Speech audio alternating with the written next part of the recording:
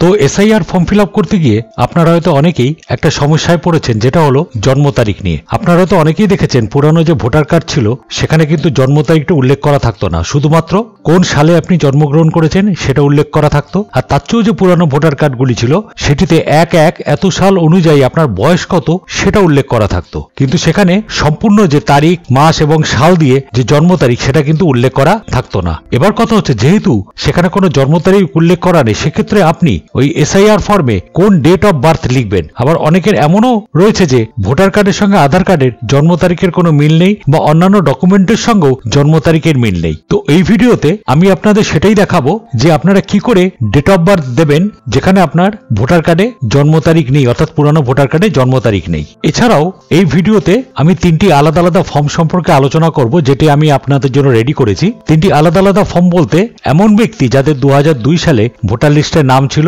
এখন তারা জীবিত আছেন, এখন তারা এসআইআর করতে চান 2002 এর এই ভোটার লিস্ট ধরে, মানে যারা বাদিকের ফর্মটা ফিল আপ করে কাজটা করবেন, তাদের ডান দিকের অংশ ফিল আপ করতে হবে না। আবার এরকম কিছু ব্যক্তি রয়েছেন যাদের 2002 এর ভোটার লিস্টে নাম ওঠেনি, কিন্তু তাদের রিলেটিভের নাম মানে বাবা, মা বা দাদু বা ঠাকুমার নাম ধরে এসআইআর করবেন। এক্ষেত্রে তাদের ডান দিকের ঘরটা ফিল আপ করতে হবে, বাদিকের ঘরটা ফিল আপ করতে হবে না। আরেক রকম ফর্ম হচ্ছে যাদের 2002 এ বাবা, মা, দাদু, ঠাকুমা কারোরই নাম নেই বা নিজেরও নাম নেই, এরকম কিছু ব্যক্তি আছেন, তারা কি করে ফর্ম ফিল আপ করবেন। তো এই ভিডিওতে আমি আগে যেটি বললাম জন্ম তারিখ এবং এই 3টি ফর্ম নিয়ে আমি সম্পূর্ণ আপনাদের সঙ্গে আলোচনা করব। তাই জন্য একটি অনুরোধ, ভিডিওটি স্কিপ না করে অবশ্যই পুরো দেখবার চেষ্টা করবেন। চ্যানেলে যদি নতুন হয়ে থাকেন তাহলে অবশ্যই চ্যানেলটিকে সাবস্ক্রাইব করবেন, আর ভিডিওটি ভালো লাগলে অবশ্যই ভিডিওতে একটা লাইক আর কমেন্ট করে দেবেন। তো এখানে আপনারা স্ক্রিনে একটি পুরানো ভোটার কার্ড দেখতে পাচ্ছেন, যেটা অনেকের কাছেই হয়তো এখনো রয়েছে, যেটা ল্যামিনেশন করা ভোটার কার্ড। এই ভোটার কার্ডে যদি আপনারা লক্ষ্য করেন তাহলে দেখবেন এখানে কিন্তু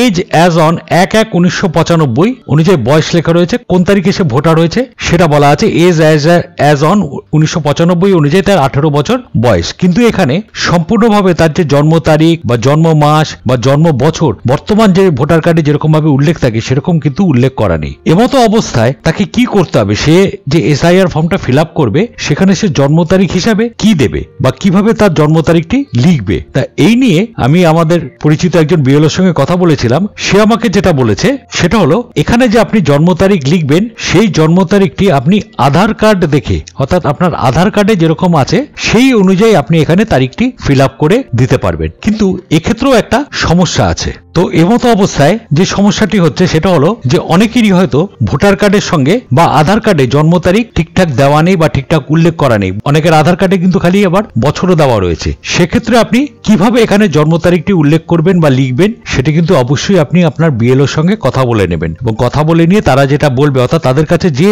নোটিশ আছে সেই অনুযায়ী তারা যেটা বলবে সেই অনুযায়ী কিন্তু আপনি এখানে আপনার জন্ম তারিখটি লিখবেন। তাহলে বুঝতে পারলেন যে জন্ম তারিখ নিয়ে আপনাদের মধ্যে যে অসুবিধা হচ্ছিল, যাদের কাছে এই ধরনের পুরানো ভোটার কার্ড রয়েছে, তারা কিভাবে জন্ম তারিখ এই এসআইআর ফর্মে লিখবেন। এটি কিন্তু আমাদের অনেকের কাছে এরকম পুরানো ভোটার কার্ড রয়েছে, সেক্ষেত্রে সকলের ক্ষেত্রে এটি একটু অসুবিধার কারণ। যদি আপনার আধার কার্ডে পুরোপুরি জন্ম তারিখ লেখা থাকে তাহলে আপনি সেটা আধার কার্ড অনুযায়ী এখানটায় ফিল আপ করে দিতে পারবেন, আর যদি না থাকে তাহলে অবশ্যই কিন্তু আপনি আপনাদের বিএলওর সঙ্গে একবার কথা বলে নেবেন।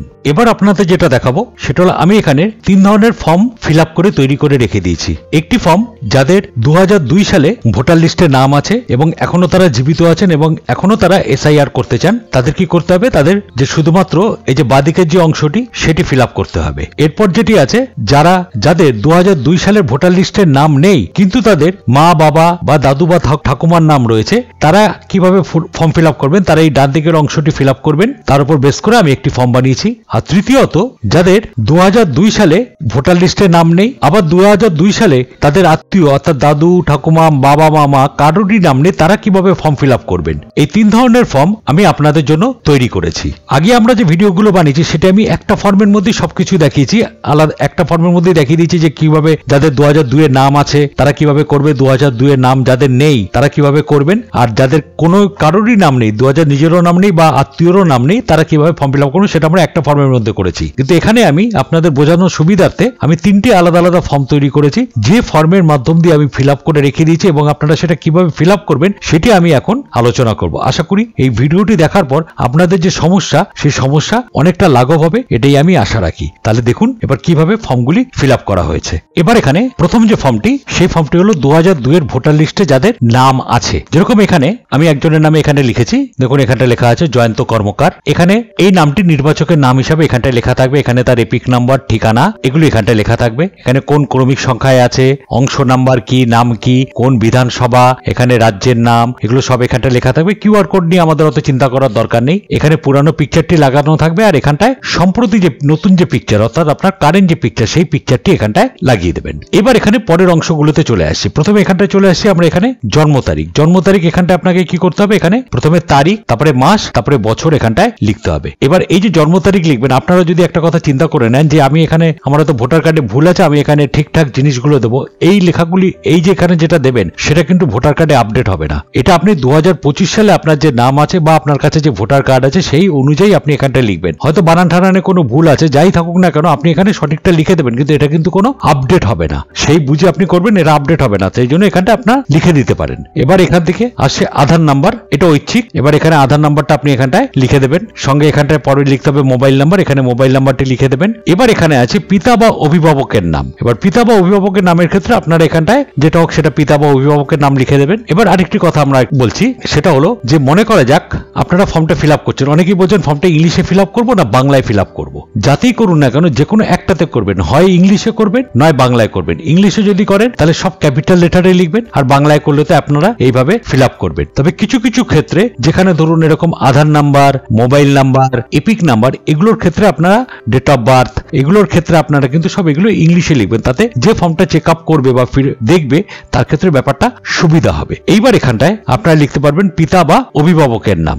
পিতা বা অভিভাবকের নামের ক্ষেত্রে এখানটায় আপনারা যদি বলেন যে আমি কার নাম লিখবো, এখানটায় যদি আপনার ভোটার কার্ডে পিতার নাম থাকে তাহলে আপনি এখানটায় পিতার নামটা উল্লেখ করে দিতে পারবেন, পিতার নাম উল্লেখ করে দিলেন। এবার বিবাহিত মহিলার ক্ষেত্রে ব্যাপারটা কি হবে, বিবাহিত মহিলা যদি হয় সেক্ষেত্রে আপনার এখানে অভিভাবকের নাম হিসাবে, কারণ যখন বিয়ে হয়ে যায় তখন তো তার ফাদার নেমের জায়গায় সেখানে হাজবেন্ডের নেম চলে আসে, তখন এখানে আপনি তার হাজবেন্ডের নেম লিখতে পারেন। এইবার আরেকটি কথা রয়েছে, এই যে নিচে এখানটায় লেখা আছে দেখুন স্বামী বা স্ত্রীর নাম যদি থাকে। এবার আমরা যদি এখানে হাজবেন্ডের নাম এখানটায় দেই তাহলে আমাকে নিচে আবার এখানে যদি একজন স্ত্রী ফিল আপ করে অর্থাৎ বিবাহিত মহিলা ফিল আপ করে তার হাজবেন্ডের নাম আবার তাকে আবার এখানেও দিতে হবে, তাহলে দু জায়গায় এখানে হাজবেন্ডের নাম চলে আসে, তাহলে কিন্তু আপনার পিতার নাম কোনো জায়গায় উল্লেখ থাকছে না। তো সেই ক্ষেত্রে এই যে পিতা বা অভিভাবক আছে সেই জায়গায় আপনি এখানে আপনার যদি বিবাহিত মহিলার ক্ষেত্রে বলছি এখানে আপনার পিতার নাম উল্লেখ করে দেবেন, আর এখানে এই জায়গাতে আপনি তার আপনার স্বামীর নাম উল্লেখ করে দেবেন। তাহলে এক জায়গায় পিতার নাম থাকলো, এক জায়গায় স্বামীর নাম থাকলো। তবে আপনারা যদি ভেবে থাকেন যে এখানে যেটা লিখছেন সেটা আপডেট হয়ে যাবে ভোটার কার্ডে, সেটা কিন্তু কখনোই আপডেট হবে না, এখানে জাস্ট ইনফরমেশন গুলো দিতে হবে। তারপর এখানে যেটি বলা আছে পিতা বা অভিভাবকের এপিক নাম্বার, আপনি এখানে যার নাম দেবেন, যদি পিতার নাম দেওয়া হয়, যেমন এখানে আমরা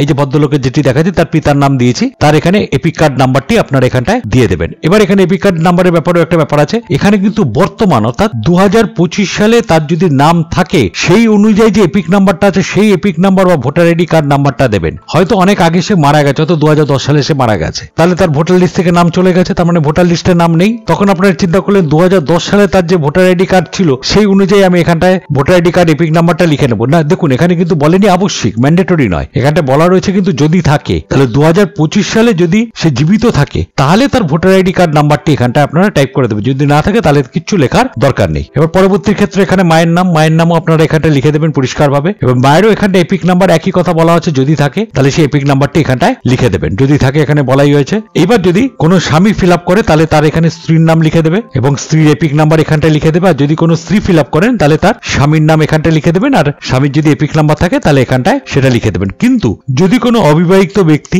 এই ফর্মটি ফিল আপ করে তাহলে এই যে নিচের যে দুটি ঘর স্বামী বা স্ত্রীর নাম, এই দুটি ঘর তাদের কোনো ফিল আপ করবার দরকার নেই, সেক্ষেত্রে তাদের এই ঘরগুলি ফিল আপ করবার দরকার নেই যদি কেউ অবিবাহিত ব্যক্তি এই ফর্মটি ফিল আপ করেন। তাহলে এই অবধি আপনারা বুঝতে পারলেন, এখানে আপনারা 2025 সালের যেটা আপনাদের কাছে রয়েছে 2025 সালের অনুযায়ী কিন্তু এখানটায় সবকিছু ফিল আপ করবেন। তাহলে ওপরের অংশটি আপনারা সম্পূর্ণভাবে বুঝে গেছেন। এবার চলে আসি নিচের অংশে। এবার 2002 সালে আমি এখানে যার নাম লিখেছি দেখুন এখানটায় জয়ন্ত কর্মকার। 2002 সালে দেখুন এর নাম উঠেছে, জন্ম হয়েছে দেখুন কত সালে, 1971 সালে। তার মানে 2002 সালে তার নাম থাকারই কথা, সেই অনুযায়ী আমরা এখানে ফিল আপ করেছি। তাহলে এখানটায় আপনার এবার 2002 সালে যদি কারো ফিল আপ করে তাহলে কিন্তু সবসময় বাদিকের ঘরটি অর্থাৎ এই ঘরটি ফিল আপ করবেন, এদিকের যে ঘরটা যেটা আমি করেছি সেটা ফিল আপ করবেন, কখনোই কিন্তু এদিকের ঘরটি ফিল আপ করবেন না যার 2002 সালে ভোটার লিস্টে নাম আছে। এবার এখানে এই যে আমি এখানটা লিখেছি নির্বাচকের নাম, এখানটা আমরা লিখেছি দেখুন জয়ন্ত কর্মকার, ওপরে যে নাম লেখা আছে সেটাই আমি লিখে দিয়েছি এখানে। এইবার এখানে কিন্তু একটা কথা মাথায় রাখার ব্যাপার আছে, এই যে এখানে যেটা লিখছেন এখানে দেখুন লেখা আছে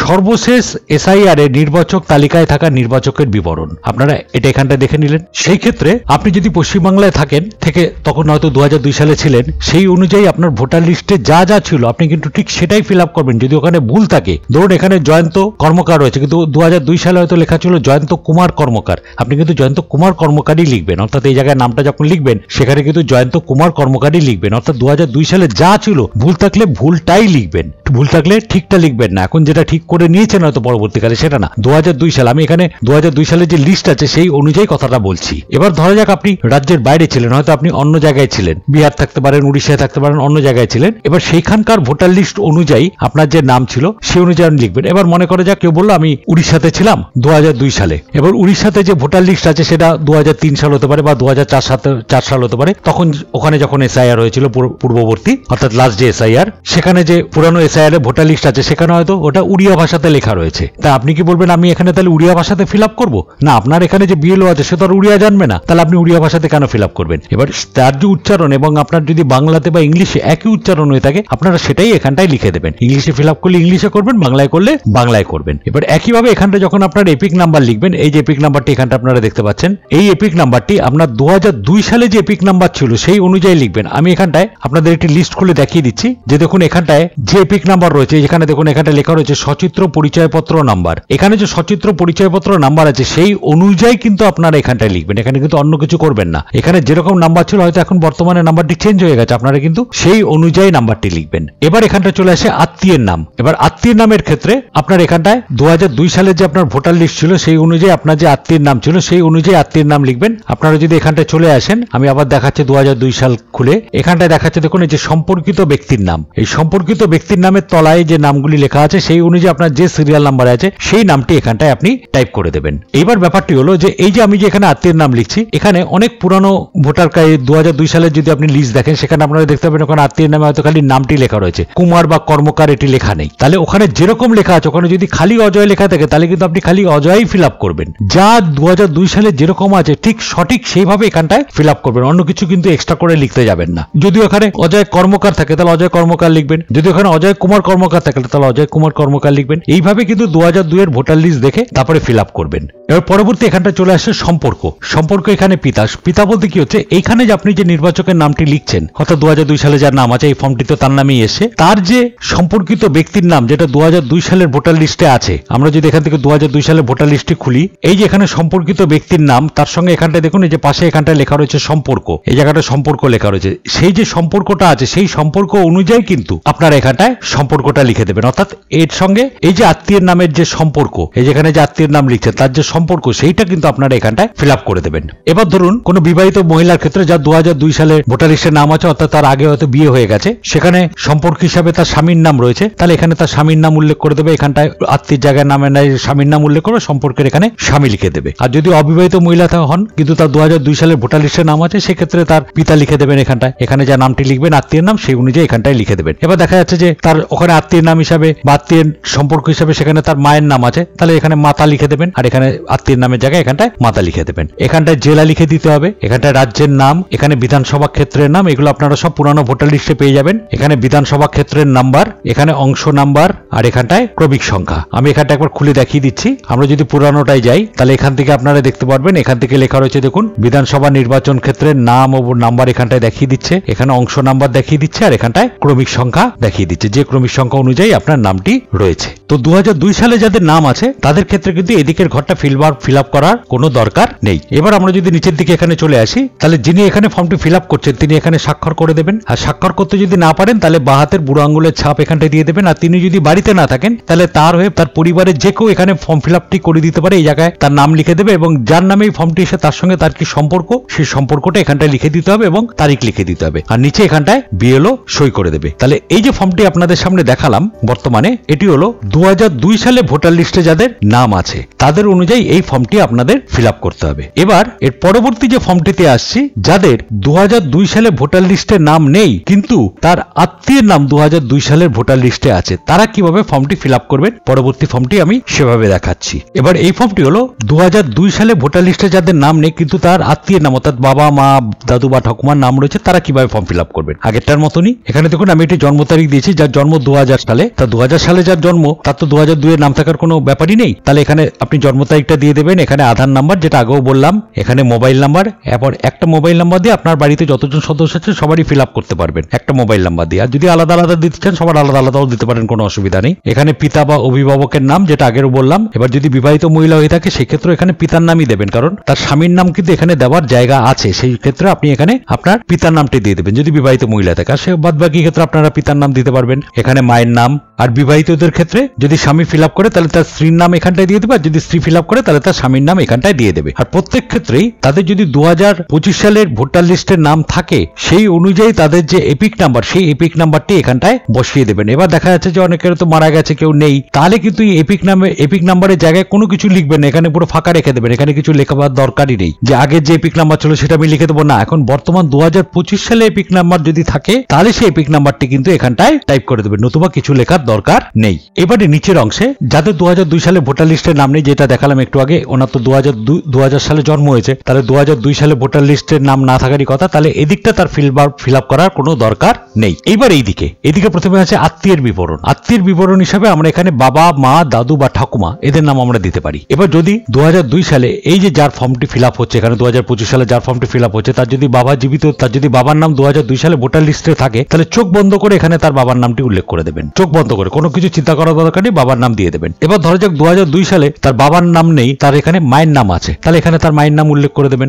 এবার দেখা যাচ্ছে 2002 সালে তার বাবা মা দুজনেরই নাম আছে, তাহলে ফার্স্ট চয়েস কিন্তু বাবা, সর্বপ্রথম বাবার নাম উল্লেখ করবেন, মায়ের নাম কিন্তু করবেন না। বাবার নাম এখানে আত্মীয়ের বিবরণ হিসেবে বাবার নাম দেবে, বাবাকে ফার্স্ট প্রেফারেন্স, সেজন্য বাবার নামটা উল্লেখ করবেন যদি 2002 সালে থাকে। এবার দেখা যাচ্ছে 2002 সালে বাবার নামও নেই মার নামও নেই, তখন আপনারা কি করবেন, তখন এখানে দাদুর নাম যদি থাকে 2002 সালে ভোটার লিস্টে আপনি দাদুর নাম দিয়ে দেবেন। আবার দাদুর নাম যদি না থাকে তখন ঠাকুমার নাম দিয়ে দেবেন। এখানে দাদু ঠাকুমা বলতে বোঝানো হচ্ছে দাদুকে বলা হচ্ছে বাবার বাবা, আর ঠাকুমা মানে বাবার মা। অনেকে ভুলবশত মায়ের বাবাকে দাদু হিসাবে গণ্য করছে, সেটা কিন্তু করলে হবে না। বাবার বাবা অর্থাৎ ব্লাড রিলেশনের ক্ষেত্রে একই পরিবারের বাবার বাবা বা বাবার মা, তাদের নাম যদি আপনার বাবা মার নাম না থাকে, এবং যদি বাবার নাম থাকে তাহলে তো কোনো ব্যাপারই নেই, তাহলে ফার্স্ট প্রেফারেন্স হিসেবে এখানে বাবার নাম দিয়ে দেবেন যার 2002 সালে ভোটার লিস্টে নাম আছে। একই পন্থায় 2002 সালে ঠিক যেরকম ভাবে রয়েছে, একটু আগেও যেটা বললাম যার 2002 সালে নাম রয়েছে তার ক্ষেত্রে সেখানে যেরকম এপিক নাম্বার আছে সেই এপিক নাম্বারই কিন্তু এখানটায় বসিয়ে দেবেন। যদি যেরকম আছে, আপনি চিন্তা করলেন যে এখন হয়তো আপনার বাবা জীবিত আছে, তার এপিক নাম্বার চেঞ্জ হয়ে গেছে, সেটা বসাবো না, সেটা বসাবেন না। 2002 সালে যা আছে